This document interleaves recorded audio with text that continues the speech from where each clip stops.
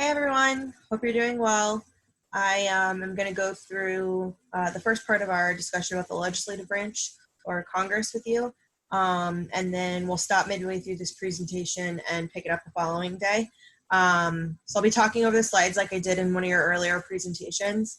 My face won't be here the whole time. I just wanted to pop on and say hello, let you guys know I'm thinking about you, and hope everything's going well. Following this video, there is a activity, so make sure that you go ahead and participate in that after you've watched, and you can pause this while you're going and take notes, or if it's easier to listen all the way through and then copy the notes at the end, that's fine. But having your notes or creating notes as we're going through the new chapters and such are going to be helpful because you will have a test at the end of next week, and obviously you can use your materials in your test because you're testing from home.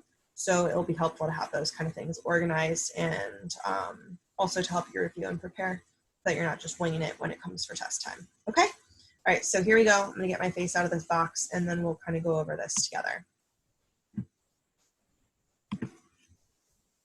All right, so we're talking about Congress, which is also called the legislative branch, and it's important to remember that Congress is bicameral, which means that there are two chambers or two bodies. Those two bodies are going to be the House of Representatives and the Senate.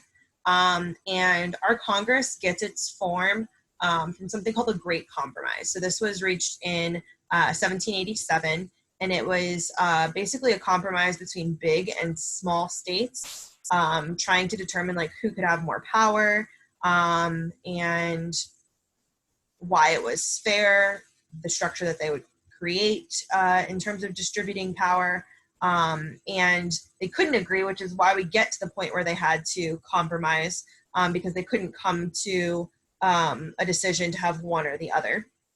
So one plan suggested, the New Jersey plan, suggested that there would be equal representation among states. And the reason that they wanted that is because they were a smaller state, so they had a lesser population. And the opposite, the Virginia plan, advocated that states that had larger populations would actually have more representation. Obviously, Jersey was not in favor of that because it didn't help them out by any means, and Virginia wanted to, just like any big state, have a bigger voice than other people. So what our forefathers did in the Constitutional Convention of 1787 was they decided that they were going to combine these, and they were going to have this great compromise that would allow Congress to be balanced in terms of how states were represented. So we're going to see where the Senate is going to have that equal representation per state, as advocated for by the New Jersey plan. So there's going to be 2 senators per state. We have 50 states. We now have 100 senators serving in Congress. And then the Virginia plan is going to make up the construction of the House of Representatives. There's 435 members of the House of Representatives. And every state is going to have a different number of representatives dependent upon their population. Okay, so let's get back to this idea of number of senators per, number of representatives per state according to population. That according to population is going to be determined by the census every 10 years. So the number of representatives that a state has won't change from one year to the next, even though the population may rise or decline every year. It's only going to take place every 10 years. And the census is conducted to help determine that. We know that we have a census coming up, or it is taking place this year in 2020. I'm sure if you've been watching TV, you've definitely heard, commercials for that and whatnot. It's very important. There's a lot of other demographics that are going to be recorded and collected by the census, but this is one of the things that's definitely going to be determined by it. there's 435 members in the House of Representatives, and we'll talk here on another slide a little bit more about that in just a second. Okay, so here we go. 435 members in the House of Representatives. That number of 435 was determined in 1929. Leading up to 1929, there were smaller numbers because our population was smaller. But at this point in time in history, Congress determined that the number would never increase again. That was the Reapportionment Act of 1929 that determines that. And so rather than the number of senators rather than the number of representatives per state increasing, what would increase instead is going to be the number of people that each representative represents. So those people are called constituents. The idea is that the constituents should be relatively equal per number of representatives. But that's not always going to be true because some states obviously have much smaller populations. So, for instance, I'm going to put my face back on here since I'm talking to you anyways, and I'm not reading the slide. So, for instance, North Dakota, extremely small population, but they have to have at least one representative. Every state does, regardless of how small their population is. Florida, in comparison, has a much greater number of people, okay? Each representative is going to be responsible for about 700,000 constituents, 700,000 people in the state of Florida. And that's the average number per representative around the country. Now, North Dakota might not even have 700,000 people in its population, but they have to have at least one representative. And so that's how we're going to see that number vary. But on average, each representative represents that 700,000-ish people. And our population's growing every single year. So, and every 10 years when we do our census, we're going to see those numbers increase per representative. It's very unlikely that they would go down, but it could happen too.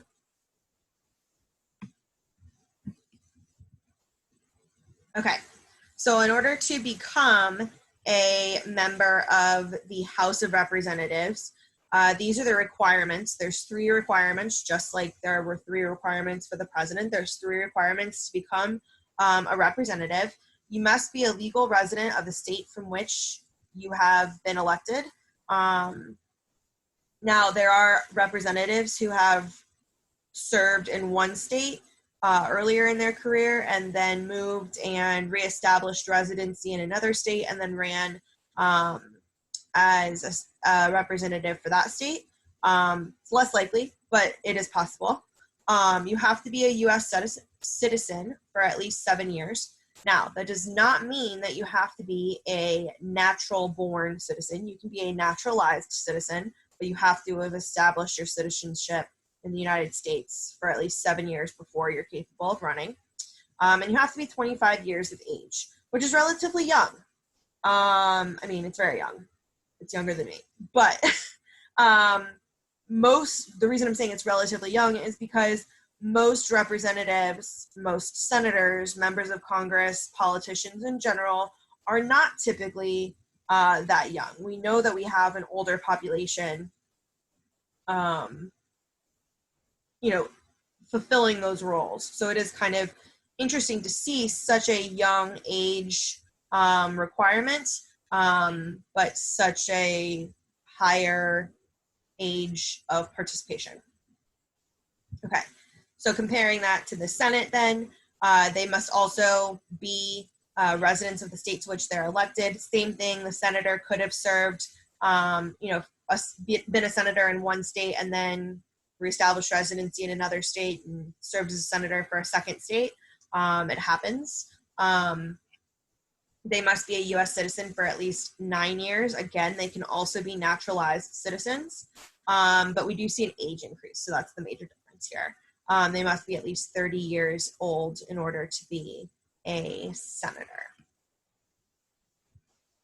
So here is a little bit more of that like side-by-side comparison between the two in a graph form rather than like on those individual slides.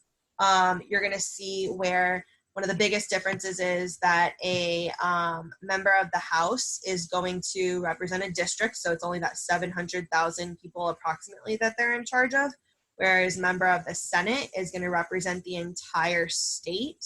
So that could be, and most likely will be, a much larger population. Again, unless we're talking about like the Dakotas or the Wyomings or something like that. You can see that the difference between their terms is something also that differs. 2 years for a representative, 6 years for a senator. We'll talk more about that on another upcoming slide. Today, they are both going to be elected by popular vote, but that wasn't always the case for the Senate. They have different roles and functions, but they also have very similar functions and processes that they complete as well. So the House's unique individual role is to impeach or accuse federal officials, and a unique role for the Senate is that they are actually going to be the ones to convict or find them guilty or innocent in those impeachment processes. We know that the House is definitely going to be larger, 435, and the Senate is smaller with 100 members. So think about this for just 1 second. 435 plus 100 gives us 535 total. And we've said before that the construction of Congress influences the number of electors and electoral votes that we have that determine our presidency. It's important to remember that the reason that there's an extra 3, so we're talking about 535 versus 538 between Congress and then the Electoral College. The reason there's that extra 3 difference is because of the fact that you have DC being given electoral votes with the 23rd Amendment, but DC is not a state, therefore they don't have representatives or senators. So hopefully that makes sense. Some other differences between the House and the Senate here are like their actual like functions and activities within them, the difference between their rules and restrictions, how they debate within their particular bodies, more or less restrictions or rules, you know, in terms of their requirements. And so you can see that here for yourself. So talking about what Congress is and what it does, it has 2 major functions. One is going to be the passage of laws, and that's going to be the most important thing that they do. They are known as the legislative branches in legal, as in creating laws. So that's the first thing we need to mention. And then the other thing that they are responsible for doing is that impeachment process that we were talking about.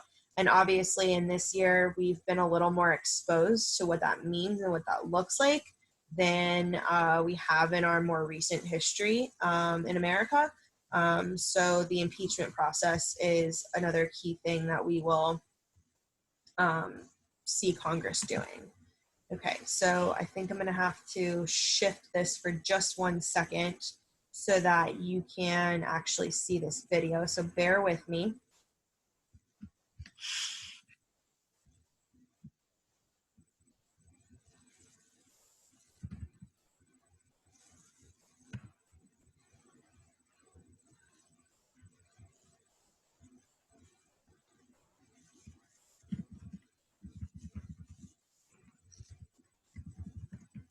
So I'm sure you guys have seen this video before, or at least maybe heard of Schoolhouse Rock. But when I talk about, sorry, I think you've probably seen this before, but when I talk about the passage of a law, I always use this video as a reference. It's a classic. So let's go ahead and watch this to kind of like break down the passage of the law process that Congress participates in. It's great to learn, 'cause knowledge is power. It's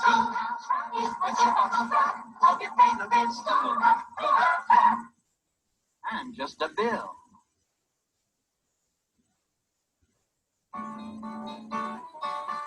Whew. You sure gotta climb a lot of steps to get to this Capitol building here in Washington. Well, I wonder who that sad little scrap of paper is. I'm just a bill. Yes, I'm only a bill. And I'm sitting here on Capitol Hill. Well, it's a long, long journey to the capital city. It's a long, long wait while I'm sitting in committee. But I know I'll be a law someday. At least I hope and pray that I will. But today I am still just a bill. Gee, Bill, you certainly have a lot of patience and courage. Well, I got this far. When I started, I wasn't even a bill. I was just an idea. Some folks back home decided they wanted a law passed, so they called their local congressman, and he said, "You're right, there ought to be a law." And he sat down and wrote me out and introduced me to Congress, and I became a bill. And I'll remain a bill until they decide to make me a law. I'm just a bill. Yes, I'm only a bill. And I got as far as Capitol Hill. Well, now I'm stuck in committee, and I sit here and wait while a few key congressmen discuss and debate whether they should let me be a law. I hope and pray that they will, but today I am still just a bill.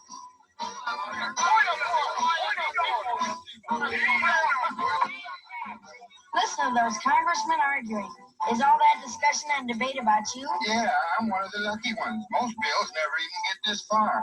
I hope they decide to report on me favorably, otherwise I may die. Die? Yeah, die in committee. Oh, but it looks like I'm going to live. Now I go to the House of Representatives and they vote on me. If they vote yes, what happens? Then I go to the Senate and the whole thing starts all over again. Oh, no. Oh, yes. I'm just a bill. Yes, I'm only a bill. And if they vote for me on Capitol Hill, well, then I'm off to the White House where I'll wait in a line with a lot of other bills for the president to sign. And if he signs me, then I'll be a law. I hope and pray that he will. But today I am still just a bill. You mean even if the whole Congress says you should be allowed, the president can still say no? Yes, that's called a veto. If the president vetoes me, I have to go back to Congress and they vote on me again, and by that time you're so By that time, it's very unlikely that you become a law. It's not easy to become a law, is it? No, but how I hope and pray that I will. But today I am still just a bill. He signed your bill. Now you're a law. Oh, yes. Okay, so let's get back to our slideshow. All right. So it's also important to remember that the functions of each branch, Congress included, are to check the other branches. So you'll see here that, yes, they're making laws, but they are also capable of approving presidential nominations to the judicial branch. They're also going to be responsible for approving presidential nominations to the cabinet, helping to control the budget. And they can also surpass the president's veto and then also impeach the president. Okay, so when it comes to the election of representatives and senators, I told you already that these are going to be popular elections, and representatives are going to be elected every 2 years. and all of them are up for re-election at one time. So that's,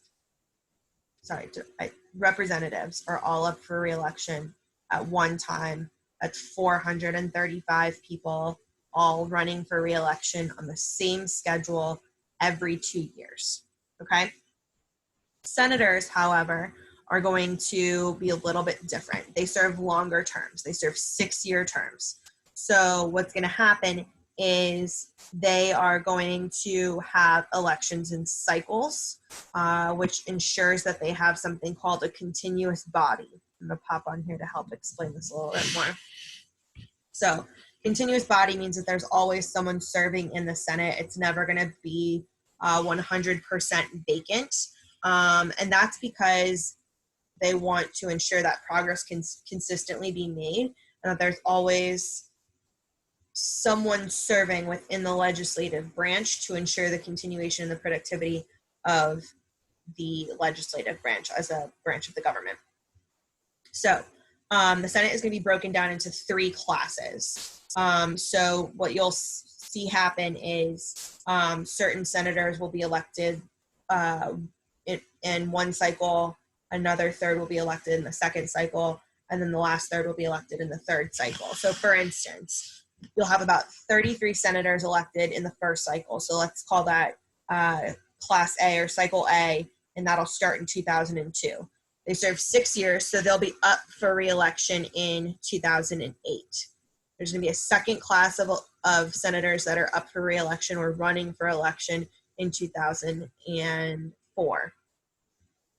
And they will be up for re-election. That Class B will be up for re-election in 2010. And then the third class will be up for re-election or running for election in 2006. And Class C will be up for re-election in 2012. So you're always going to have, after the election process, you'll have a body of 100. But you're going to see where only a third of them, or approximately 33, are going to be vacating their seats, running for re-election, or be removed and somebody else put in their place every that'll happen in cycles every 2 years. But your class wouldn't be elected again for another 6. I think that makes sense. Or I know it makes sense to me. I hope it makes sense to you. If you have any questions about that, email me and we can try and work that out better. We're also going to see, we already said that it's going to be done by popular vote. That's controlled by the states. And that's a very important process. The fact that it is controlled by the states themselves. But at the end of the day, if the federal government needed to intervene to make something happen more efficiently or better, that could ultimately change the election process too. But popular vote is how we do that. Okay.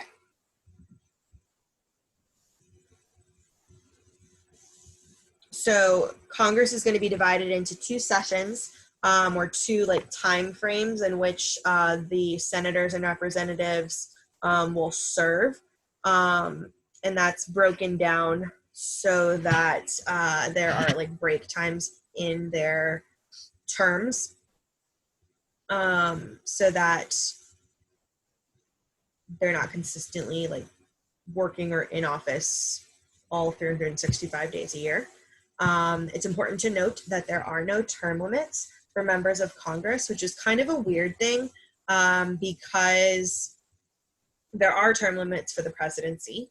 And that's something that our founding fathers thought so important to eventually establish. Let me back that up. Not our founding fathers, because obviously we know that a term limit wasn't formally established then. But George Washington established the Washington tradition. He thought it was so important that we see turnover in our government. Everybody followed him. We eventually established the 22nd Amendment, which made it a formal rule that there would be term limits for the president.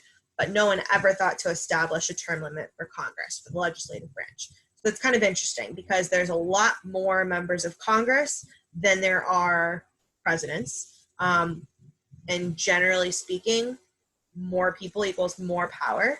So I think it's very interesting that it hasn't been considered or hasn't been implemented, but it's definitely something that's been considered. It's definitely something that has been proposed. There's a lot of people that believe that should term limits be included for members of Congress, we might see Congress become more effective. And then there's people on the flip side of that who also think that it's best that we leave congressional members with no term limits, because maybe that actually does exactly what it's supposed to do and ensures that progress is happening. So I'm interested to kind of hear what you guys think about that.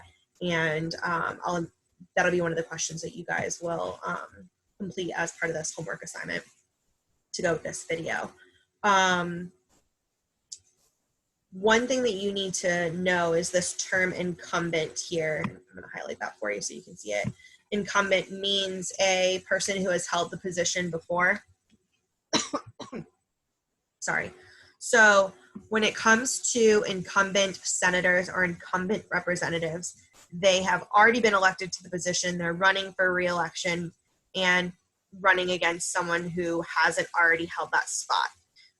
They have a greater advantage. And the same goes for any person who's an incumbent. So for instance, if there's an incumbent president, as in Donald Trump is an incumbent president running for re-election in 2020, he has an advantage because he's already been able to prove himself and he's already shown us that he can get things done.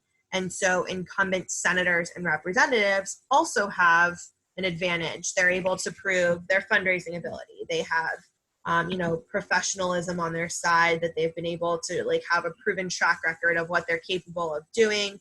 They can explicitly say, I passed this law or this law or this law, or I was involved in striking this law or this law down. They have an established relationship with the media, and people know who they are because they've already done the legwork in getting themselves out there, and then they are an elected, well-known person. So that name recognition is a big advantage and a big help in securing potential re-election again.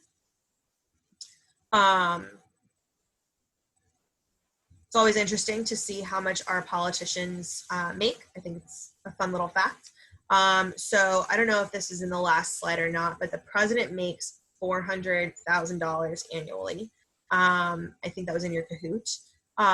Senators and representatives make about $174,000. So definitely decreased amount than the president, which I think makes sense.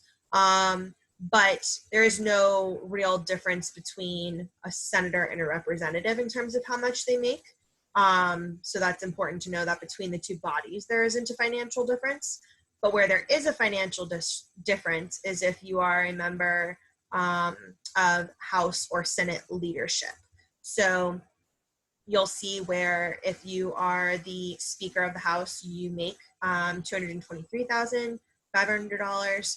And then if you are a majority or minority leader in the House and Senate, which we'll get into those more in tomorrow's lesson, but that's a higher position, you would make $193,400.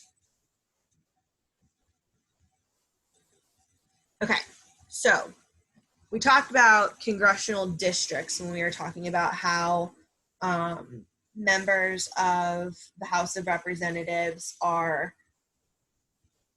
assigned per state, okay? They're assigned to a district. So North Dakota, because it has a small population and they may only have one representative, they have one district then.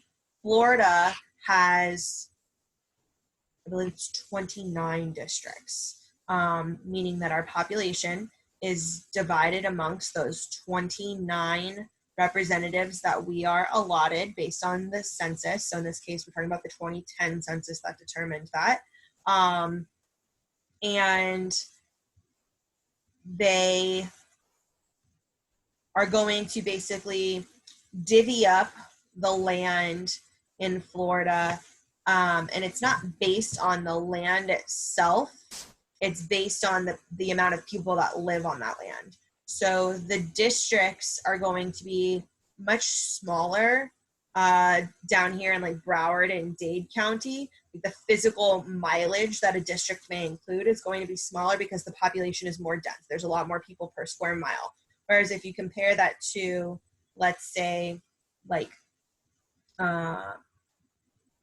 Monroe County, which is going to be south of Dade, it includes like the southern tip of Florida and the Florida Keys, and then even over into some of like the Everglades and kind of reaching towards the West Coast. It's going to be a lot more mileage, but the population is less dense. So it covers the same amount of people, but just over a larger span of land.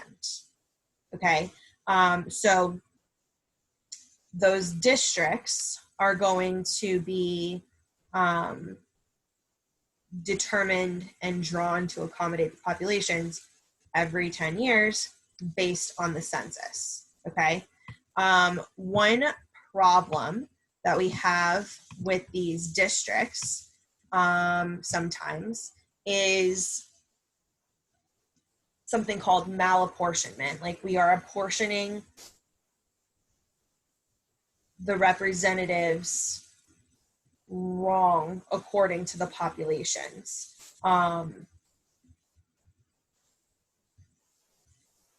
As in, we're not fairly accommodating the population, their needs, and that could be due also to other problems like gerrymandering. So gerrymandering, I think, is a term that you've probably heard before, and it's where the district lines are drawn super funky, and it might be to favor one population over another, maybe one race over another is how it's been used in a lot of cases. That was one thing that helped to ensure what we called de facto segregation, if you guys can remember back to like the civil rights struggles that we were talking about. But the name gerrymandering actually comes from a senator who had helped to do this in his own home state. His last name was Jerry, Elbridge Gerry. He helped to redraw district lines to ensure that he would be reelected. And the way that he ended up drawing out his district actually ended up looking like a salamander, which is like a lizard. And so Jerry, as in Elbridge Gerry, and salamander was combined to create this term gerrymandering, which is actually something that is bad. We don't want gerrymandering to take place because then it's going to put populations at disadvantages, whether that be racially or economically, or even politically, if you particularly are designing a district to favor one candidate or one party over another. Those are bad things. That's why it's a problem. And then the last thing, 2 more slides, this slide and one more that we need to talk about is how congressional members view their positions. And how we view that they should be working, okay? So there's 3 view types. There's this trustee view, an instructed delegate view, and then the next one on the next slide is going to be this partisan view. So what you need to know, you should take down the definition of each of them, but what you need to know is that representatives and senators may feel that it is their job to just be a trustee or just be an instructed delegate or just be a partisan participant.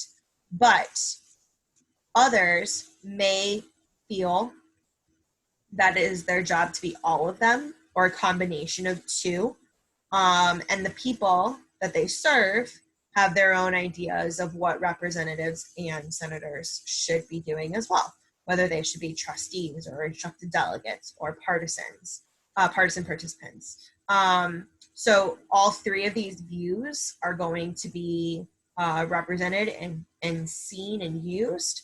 It just depends on which particular representative or senator you may be discussing. So I'm going to go ahead and click to the next one so that you guys can see that for just a second and get an example of what that entails. And then that's actually our lesson for today. So I hope that was helpful.